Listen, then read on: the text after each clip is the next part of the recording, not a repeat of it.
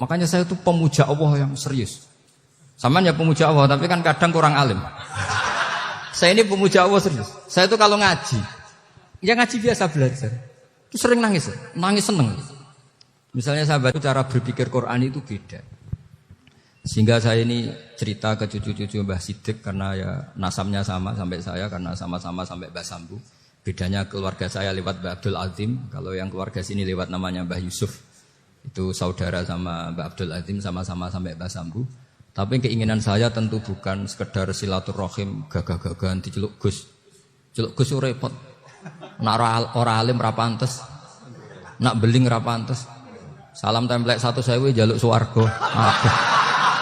Tuhan kok mentalane 1.000 jaluk. Kamu nginep di hotel 100.000 itu tidak cukup, apalagi untuk bayar apa? Surga. Itu enggak sopan sekali. 1 juta ya enggak bisa itu. 100 juta juga enggak jelas juga. Terus sampean mendingan enggak usah salam templek. Malah enggak mungkin masuk surga kalau.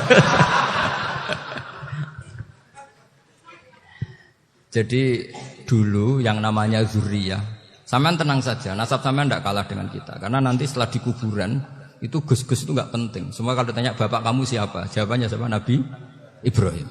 Sudah parmin parlan hilang semua, sudah aman pokoknya nanti. Karena kalau nanti ditanya malaikat bapak kamu siapa, jawabnya Nabi siapa? Ibrahim. Makanya saya itu pemuja Allah yang serius. Sampean ya pemuja Allah, tapi kan kadang kurang alim. Saya ini pemuja Allah serius. Saya itu kalau ngaji, ya ngaji biasa belajar, itu sering nangis seneng. Misalnya saya baca tadi, Miftahul Jannah la ilaha illallah. Luang kunci kok dikasihkan. Kita ini masuk neraka gak pantas, enggak bawa kuncinya kok masuk. Harusnya kita ini masuk surga. Kita kan pegang kunci surga, gak pegang kunci neraka. Maka aneh kalau kamu masuk neraka itu aneh. Coba kita pegang kunci surga apa kunci neraka? Tapi kadang teman saya neraka ora ono kuncine. Karena tidak ada pintunya. Terus saya bilang, kamu kok tahu? Memangnya mau ke sana kata saya. Saya tidak punya rencana tahu neraka. Karena nanti di antara syafaatnya Quran itu orang kalau mau masuk neraka tidak jadi. Ya nggak apa-apa ya diatur sendiri. Jadi di antara syafaatnya Quran itu orang nggak jadi masuk neraka. Jadi syafaat itu ada 2. Dari neraka diangkat ke surga. Dan itu bisa lama itu. Tapi kalau syafaatnya Quran itu yang belum masuk neraka supaya gak jadi masuk neraka. Karena neraka juga punya aturan. Dia juga kena aturan fikih. Jadi, betul ini. Saya ada guyon. Jadi kena konstitusi apa? Fikih. Sama tak ceritani syafaatnya Quran itu. Ada orang itu beling itu fasik. Itu dia hafal surat Tabarok. Hafal betul. Tabarakalladzi biyadihil mulku wa huwa ala kulli syai'in qadir alladzi khalaqal mauta wal hayata. Pertanyaannya gini, boleh enggak orang menginjek surat Baqarah? Boleh enggak? Enggak. Padahal orang hafal Quran itu artinya ayat itu ada di hatinya. Fa inna wa ta'ala la yu'adzibu qalban wa al-Qur'ana. Allah tidak akan menyiksa hati yang menyimpan Quran, yang jadi flash disknya Quran, yang jadi rekaman Quran. Singkat cerita orang ini hafal. Pas ketemu Mungkar Nakir prosedur kan, ini orang fasik mau diantemin sama Mungkar Nakir. Prosedur ya, dia kan prosedur standar. Si surat Tabarok akhirnya menjelma jadi seseorang yang gagah berani.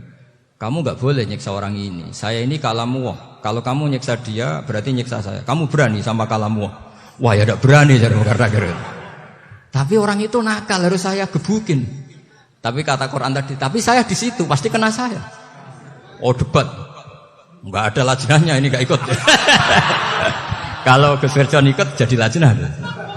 Kalau jadi lajnah pasti kroninan. Kalau santrinya dimenangkan. Akhirnya debat. Ya sudah kita ketemu Allah. Akhirnya Mungkar Nakir sama Quran tadi surat Tabarok datang. Sowan sama Allah. Terus kata Allah, memangnya kenapa Mungkar Nakir? Saya harus nyiksa dia karena dia fasik ya Allah. Memangnya kenapa surat Tabarok? Saya ada di situ. Menurut aturan, orang tuh nggak boleh injak-injak Quran. Kalau dia nutuk saya, nutuk Quran, itu harus dikasih tahu fikihnya Mungkar Nakir.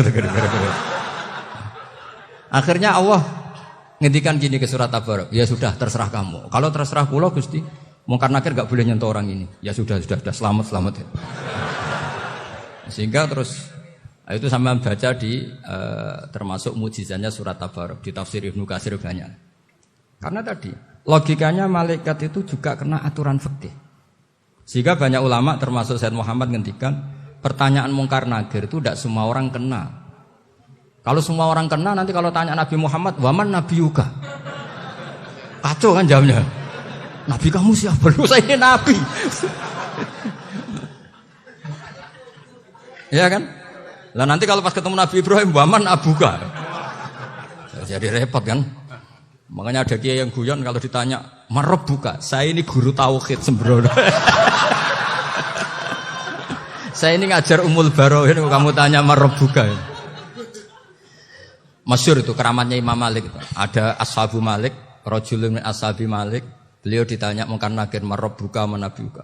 Imam Malik datang, ini seumur-umurnya itu ngajar tauhid. Kamu bedai itu gak sopan kamu. Dan kita berharap barokah sampean ngaji nanti itu. Yes. Malaikat itu anak sungkane itu. Jadi itu ada juga. Dan saya meskipun guyon itu serius. Bedanya orang alim sama ndak itu di situ. Kalau orang alim itu guyon itu masih benar, masih serius.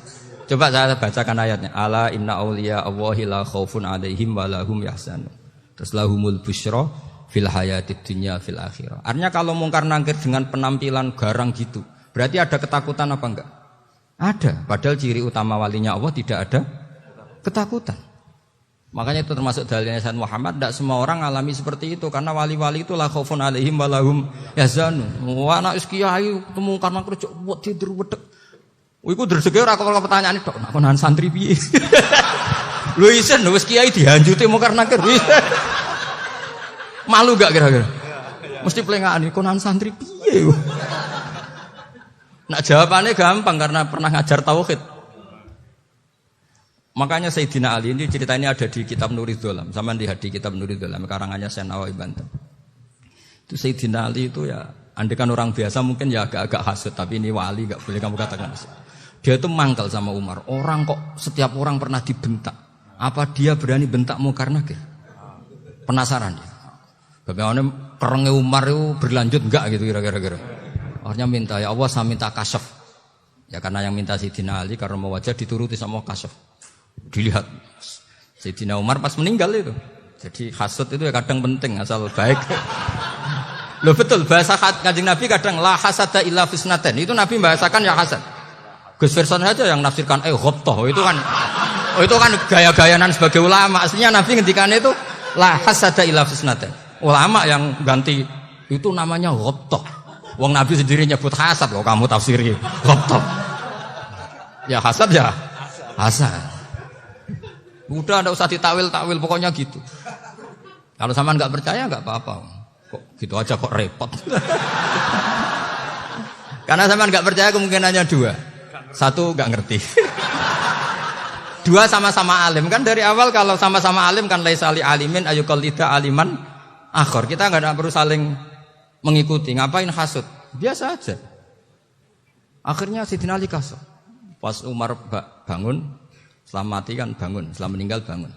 Mungkar nakir datang dengan perang yang sangat garang. Itu digambarkan Sayyidina Ali, matanya itu kal kidril ghali. Kayak apa? Kendil yang apa? Menganga. Wah, seru. Sayyidina Ali senang, paling takut ini Umar. Senangnya bukan main. Wah, ini mesti takut Umar. Biasa. Ternyata enggak, Umar malah bangkit. Wah, mungkar nakir ya. Kamu tahu menghadapi siapa? Itu betul ya? Kamu itu menghadapi temannya ahabbal khalqi ilallah. Yang diandalkan temannya bukan dia. Kamu tahu yang kamu hadapi. Saya ini teman kekasihnya Allah.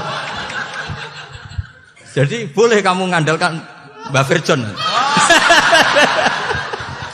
Tapi nanti resikonya mungkar nakir ditanya, itu Virjon siapa? Wah itu masalah kan. Makanya syaratnya wali itu harus ma'rufun fis sama. Di langit sudah populer. Makanya dulu ada orang yang saking seninya Abdul Qadir ditanya apa saja jamnya Abdul Qadir Al-Jilani itu aman karena beliau populer. Makanya program kita harus populer dulu di langit. Itu nanti kalau dicatut oleh santri-santri nggak apa-apa. Kalau nggak populer nanti dicana, itu siapa?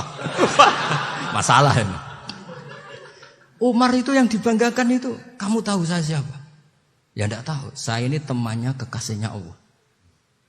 Temannya Muhammad, iya Muhammad Rasul. Wah mikir, waduh, repot. Loh di dunia aja gitu kan, temannya presiden, temannya panglima, apalagi ini temannya Sayyidul Awalin wal Akhirin. Di dunia aja bilang temannya presiden, menteri, orang sudah takut, apalagi ini temannya Sayyidul Awalin. Hanya karena terus konfirmasi sama Allah, gimana ya Allah ini ngadepi. Sebetulnya diadalkan itu temannya, bukan dia. Wah, akhirnya sama Allah dibilang, ya bu, ya sama seorang seperti itu bu yang sopan.